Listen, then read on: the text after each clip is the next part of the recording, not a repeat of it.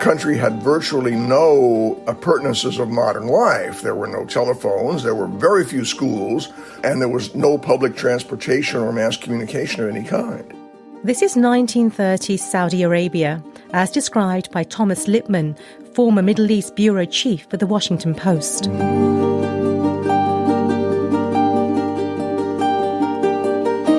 The country was surrounded by a British colonial presence across the Middle East. Saudi Arabia's founding monarch, King Abdulaziz ibn Saud, knew the United States had no colonial history in the region. And so as he was looking for great power protection, for development assistance, the United States was an appealing target to him. Back then, the only American presence in Saudi Arabia was a few missionaries and a company searching for oil. That all changed with World War II. President Roosevelt's energy advisors perceived that after this war ended, the United States would begin to need more oil than it could itself produce. So by the middle of the war, there was a new interest in the American government doing some business with Saudi Arabia.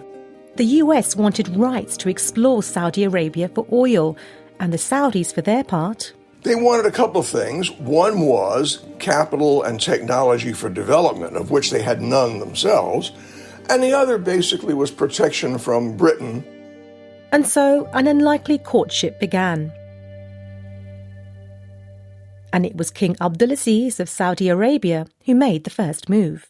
He had heard that President Roosevelt loved stamp collecting, and he put together a collection of truly exotic and rare stamps from the Gulf region and sent them to President Roosevelt as a gift, and President wrote back with a very gracious letter.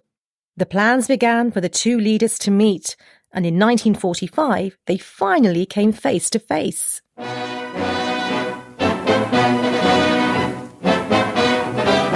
An American destroyer comes alongside a cruiser in Great Bitter Lake on the Suez Canal in Egypt. It brings Ibn Saud, king of the 5 million people of Saudi Arabia, to a conference with President Roosevelt. Remember that these are two men from the opposite poles of civilization. President Roosevelt is this American blue blood who had been educated at Harvard. The king had no formal education, had never traveled outside the Arabian Peninsula, and actually bore sword scars on his body from battles. On board, it became apparent just how contrasting the worlds they inhabited were. The king planned to bring with him several of his wives, and he also showed up at the pier with a couple of hundred sheep because he and his entourage would have to have fresh meat every day. And so there ensued this bizarre cultural negotiation until they finally overcame all these obstacles. And so the talks began. Both leaders wanted to forge a close relationship. So what did they discuss? One of the biggest issues was what to do with Palestine.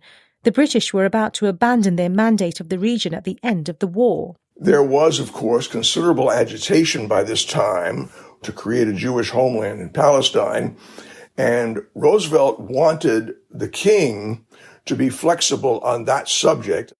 The king wasn't as forthcoming, and in the end, a compromise. They agreed not to disagree. The president said that the United States would make no final conclusion about Palestine without consultation with all the parties. The king took that to mean that he had a veto, which he didn't really. But 2 months after that meeting, President Roosevelt died.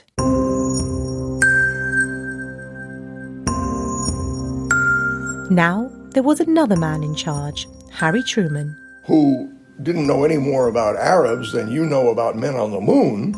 And in the end, he agreed to the partition of Palestine, much to the dismay and fury of King Abdulaziz. And what did he do? Nothing. He was urged by other Arab leaders to revoke the American oil concession, to punish the United States for this perfidy. But he refused, telling the Arab leaders, "You can afford to make that kind of gesture, but I can't." And with that decision to suck it up and say nothing, he established a pattern that persists in which the two countries often find each other's policies disagreeable, if not downright dangerous, but their mutual dependence has allowed them to overcome all those disagreements and maintain the relationship that you see today. The two parties would do whatever it took to bag the deals they wanted, and sometimes it meant one of them having the upper hand.